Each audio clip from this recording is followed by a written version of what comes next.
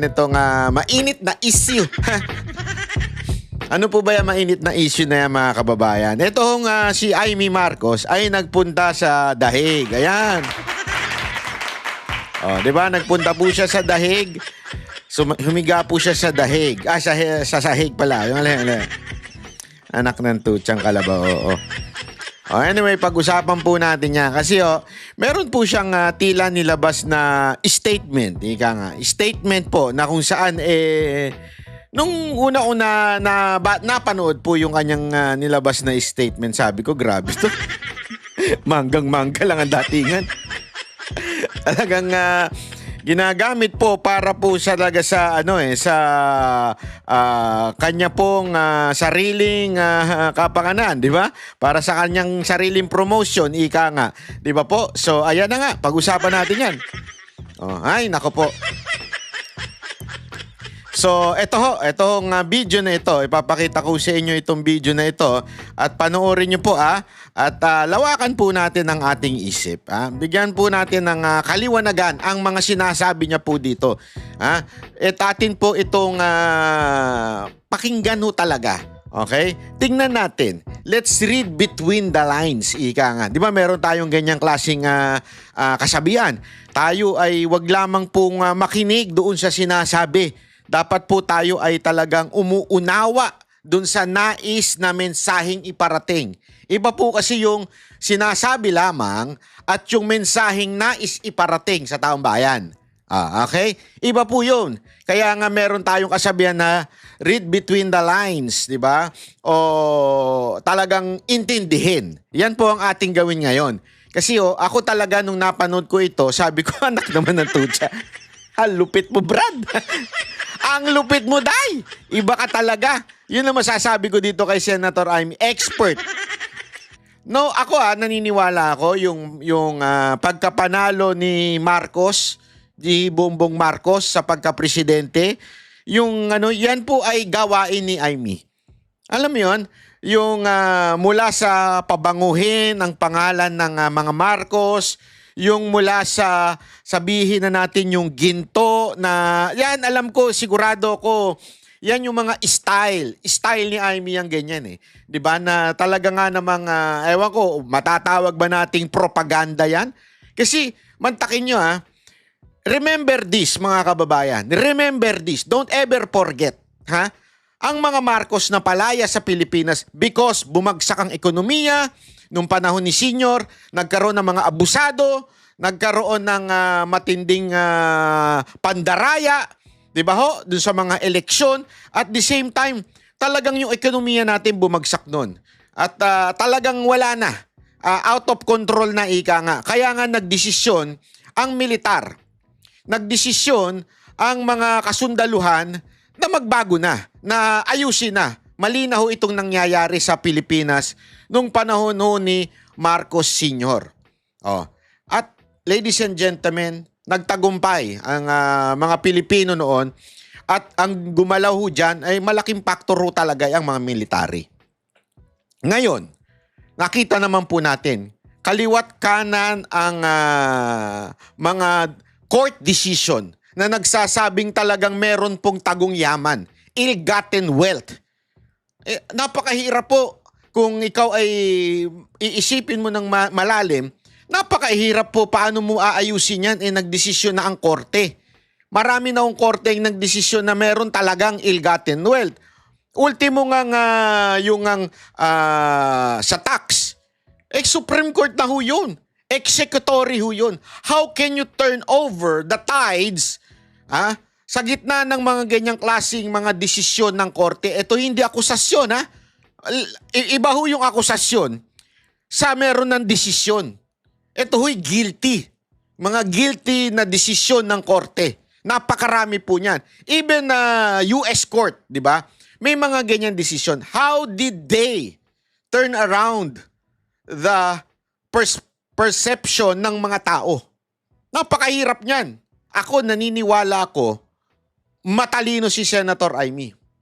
She was able to turn around everything into quote-unquote, Marcos is just persecuted. Marcos is the real hero.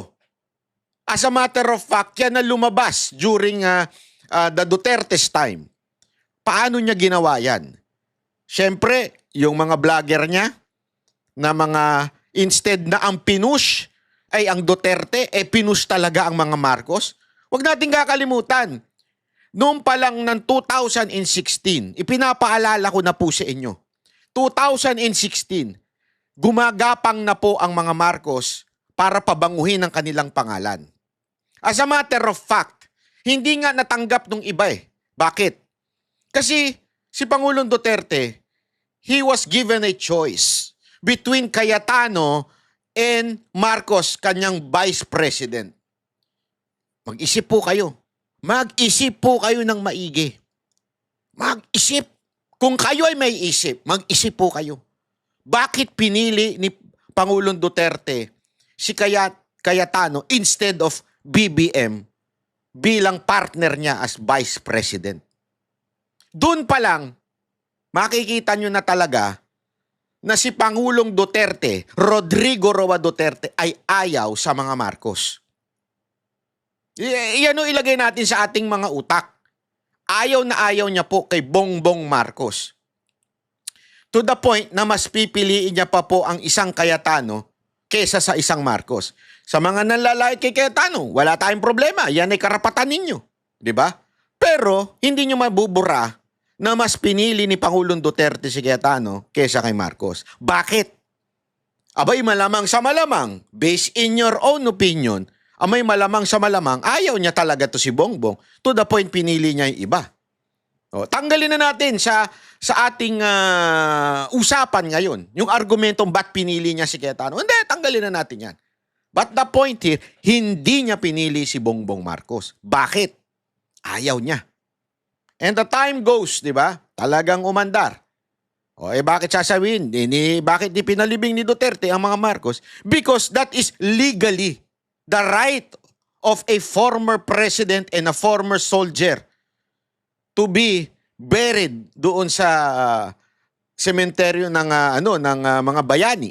Yun po'y karapatan. Legally po yun. Kaya pumayag si Pangulong Duterte. Alam nyo naman si Pangulong Duterte, it's all about legal matters. Yan po siya. Eto na ang tanong dyan. Umabot ang 2022. At alam nyo po, ilang beses din sinabi ni Pangulong Duterte na talaga nga namang pumunta si Marcos para humingi ng posisyon. Ayaw niya. Ilang beses niya sinabi yan, ayaw niya.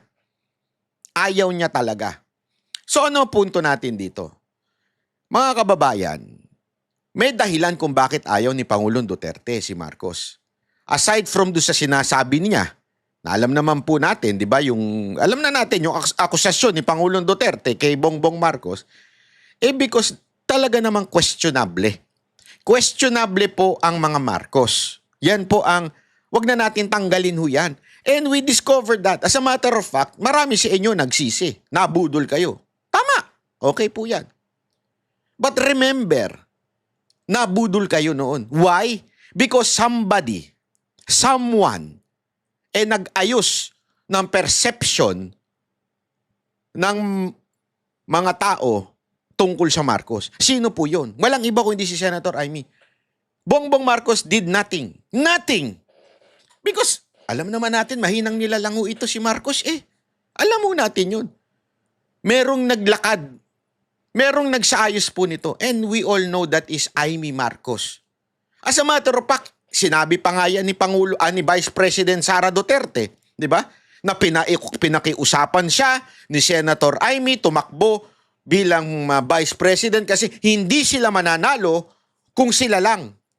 Natalo nga silang Vice President sa hindi pa kilala. Hindi kilala yung si Leni Robredo nun pero natalo sila. So ibig sabihin talaga, it was Amy who is making a way for the name of Marcos to be somehow ma-redeem.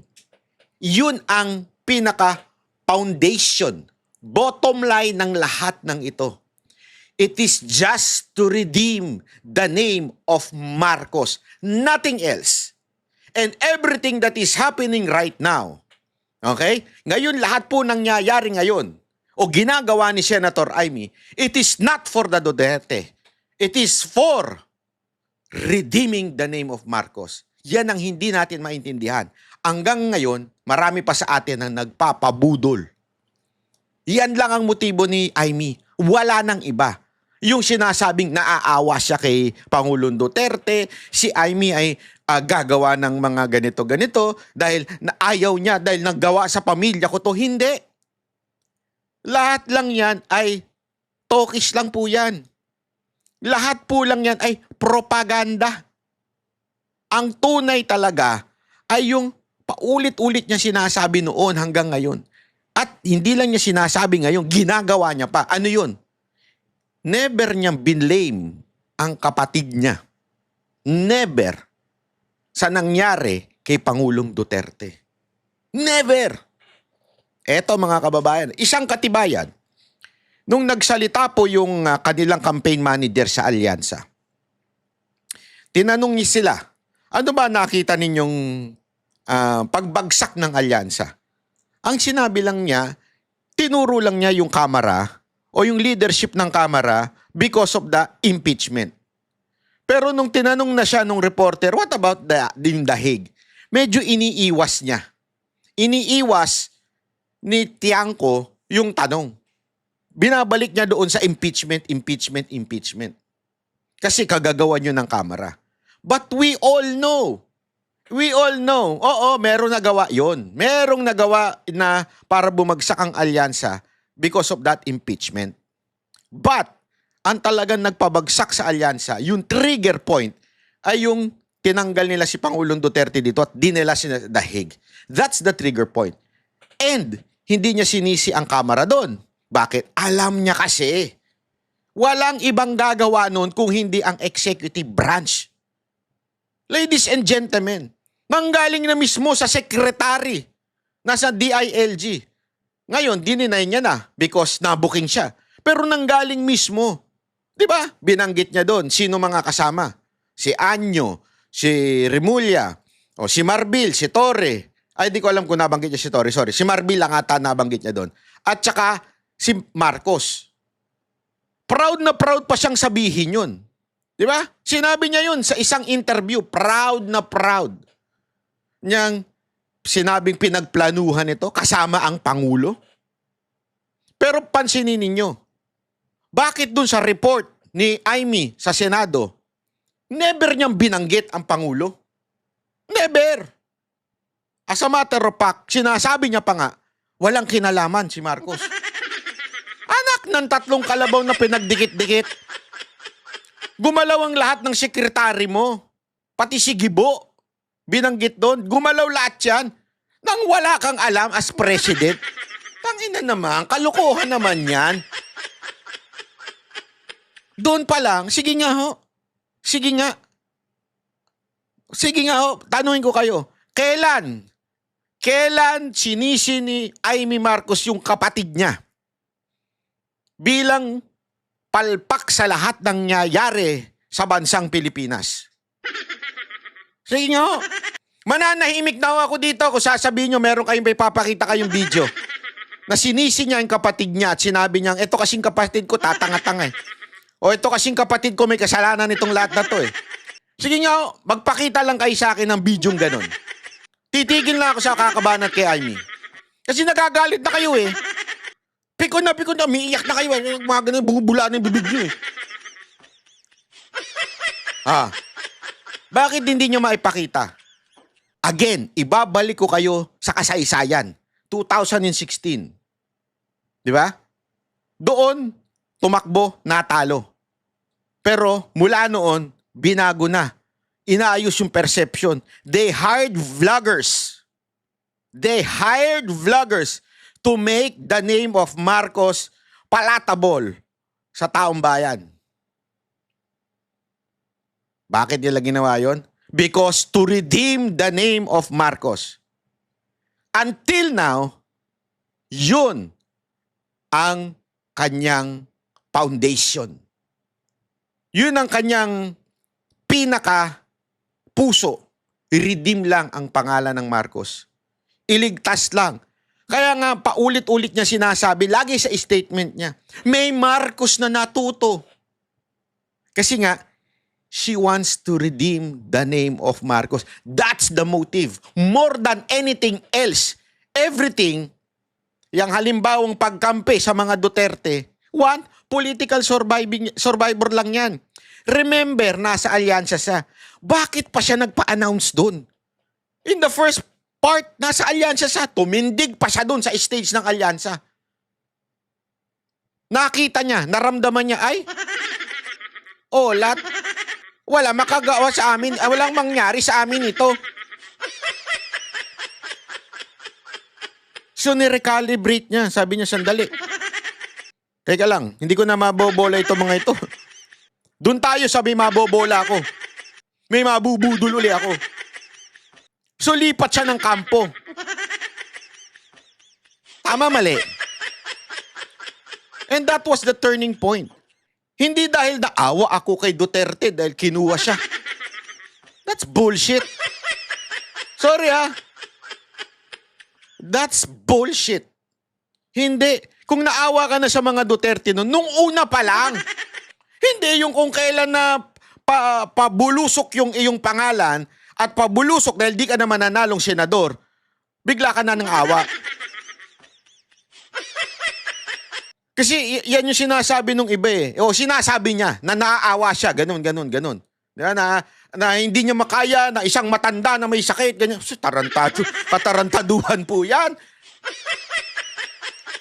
Bakit kanyo? Hindi, wala kang ginawa doon sa Yung nasa Villamor Naawa ka, di ba? Ba't di ka lumusog doon? Sasabi mo na naman, nasa biyahe ka. Ang tagal nila doon Di ba? And don't tell me, hindi mo alam yon. Everyone knows aarestuin na siya. Yung mga vlogger nga, nakapunta Galing pang Hong Kong. Tapos sasabi mo, hindi ka makakapunta dahil hindi mo alam. Kalat na yun sa news. Nandun pa lang kami nila Pangulong Duterte, ang mga senatoriable, nandun pa lang alam na namin na aarestuin siya pagbalik Ang ginawa, inagahan pa nga Kasi nga delicates pag sa gabi. So, sabihin mo, hindi, wala kaming alam. Kaya siya nagbago. Pansinin niyo may time para magbago sana siya nun. Pero hindi Nung nararamdaman niya nagalit na ang taong bayan dahil nadala na si Pangulong Duterte doon. And there was massive rally all around the world. Hindi lang sa Pilipinas pero buong mundo. Nakita niya po yun. Kaya siya tumalon. Sandali.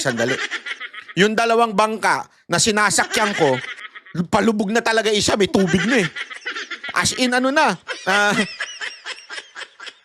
3/4 na yung tubig, konti na lang, lubog na yun Talon na ako ngayon dito sa Duterte. Nakikita nyo na. Kaya siya biglang talon. And yes, she was saved. Totoo yan. She was saved because tumalon siya. She was saved because yung iba sa inyo nagpabudol. That's the truth. Pero hindi naman lahat. Kasi kung titingnan nyo yung mga Mindanao absentee voting, hindi naman siya pasok Ang pasok doon si Gringo tsaka si si pangalan nito, yung isa, 'di ba? Si Kerubin, 'di ba? Hindi siya pasok. So marami sa mga taga Mindanao and Visayas, even the uniform personnel, hindi nabola, hindi nabudol. Yung iba lang sa atin. Ngayon, ako, eto nakikita ko na naman, binubudol na naman tayo. Ay pala kayo pala. Sorry naman. Hindi ako kasali. Yung iba lang pala, hindi lahat. Yung iba binubudol na naman kayo. 'Di ba? Kaya ako nagsalita at ipapakita ko sa inyo ngayon kung ano yung pambubudol na yon na ginagawa niya. Walang personalan ito. Meron lang talagang nag-react. Yung si Joey. Di ko kasalanan yun. I mean, ako, ang tinatabla ko lang doon, yung kanyang sinabi. Hindi siya. Todo ang react. Napapagalataan tuloy. Hindi ko na po kasalanan yun. Diba? Panoorin muna natin, ano ba yung sinabi niya na talagang tumindig ang balahibo ko. sinabi ni Senator Amy. Eto ho. Together, we will bring PRRD. Wow, together we will bring PRRD. Wow, parang may kinalaman ka. Hindi, yan pa lang eh. Together we will bring PRRD.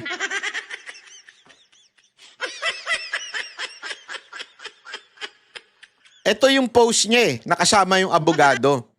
So para talagang pinalalabas niya na she's gonna do something and I'll be part of this team to bring home Duterte. Yan po ang sinabi ni Senadora Amy Marcos matapos makipagpulong sa legal counsel ni dating Pangulong Rodrigo Duterte na si Pagkatapos ng pagpulong kasama ang legal counsel, talagang ginamit niya.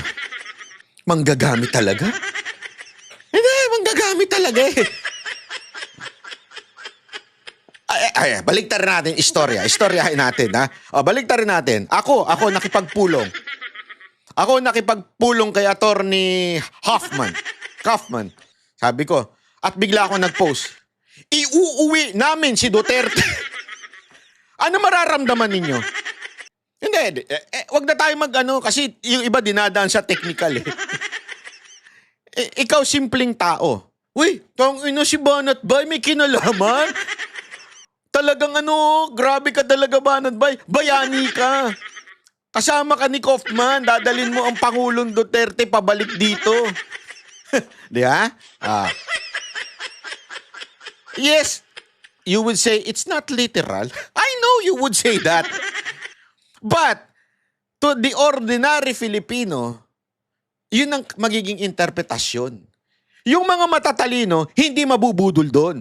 Pero we all know na meron siyang quote-unquote target, yung mga madaling mabudol.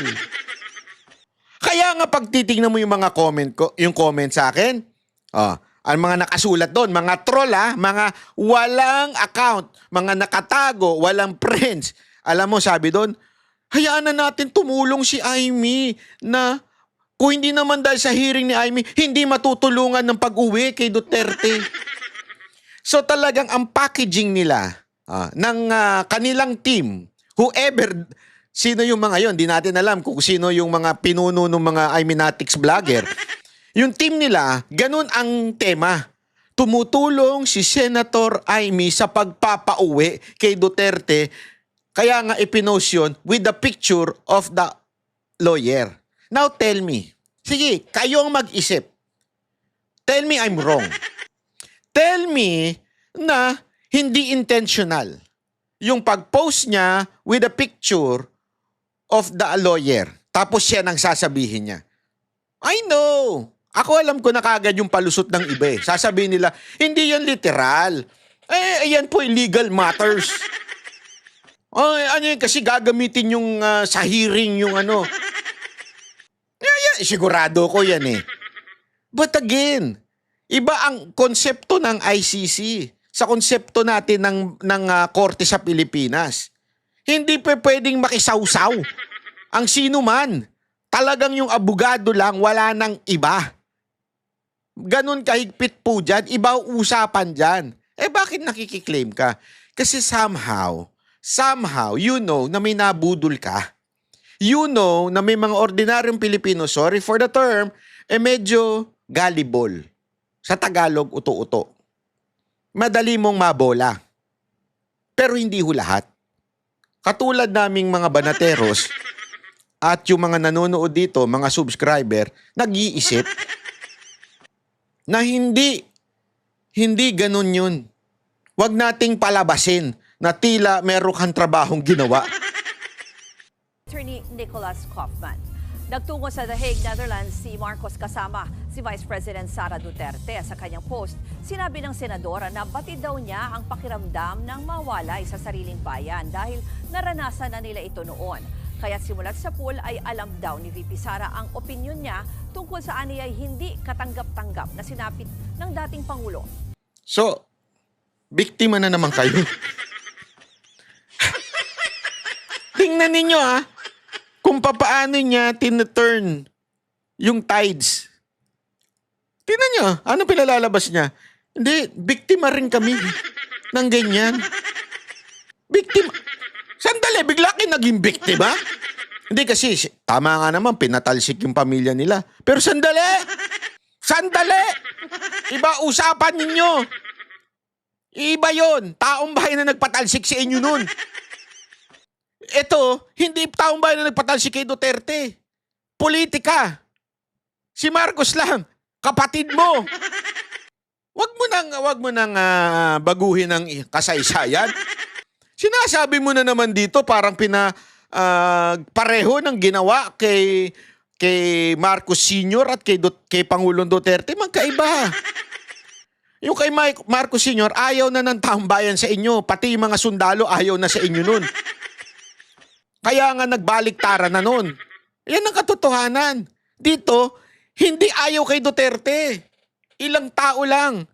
Kaya nga umiiyak yung ibang mga pulis na nanghuli, di ba? Bakit? Kasi nga po, hindi ho sila sold na dapat dalhin si Pangulong Duterte doon.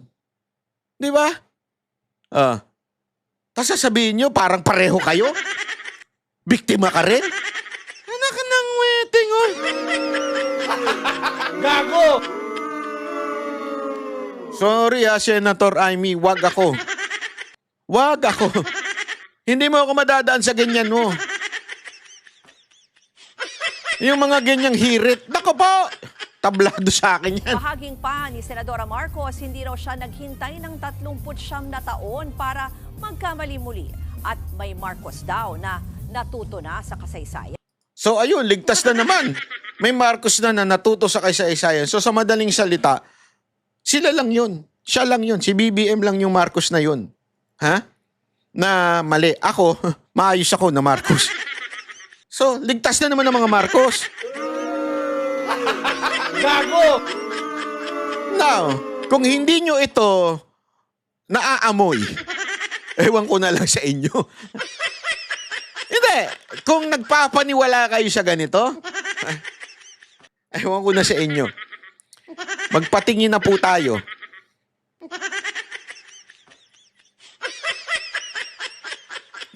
Basta ako, alam ko kung bakit yung iba nagpapaloko.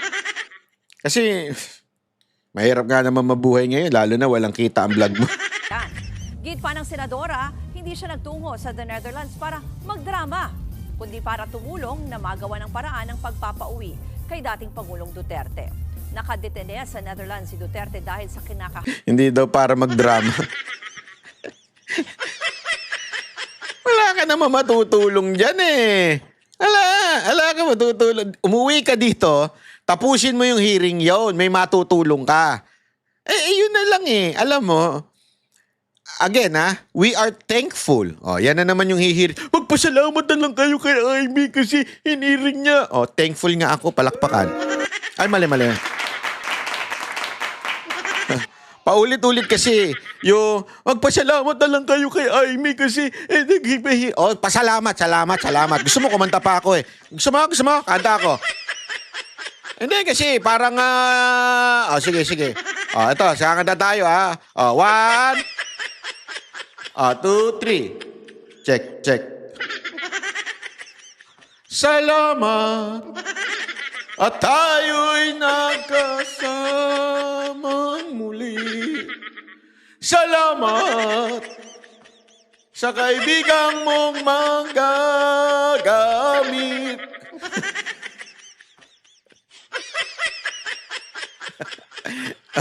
Hindi. Kasi hihirit na naman iba. Magpasalamat na lang kayo. Nagkaroon pa ng hearing. Dahil kay Amy na yung hearing. Ayan nga, salamat na nga. Ulit-ulit yung salamat na yan, ha? Una sa lahat, trabaho niya yun bilang senador. Pasalamat.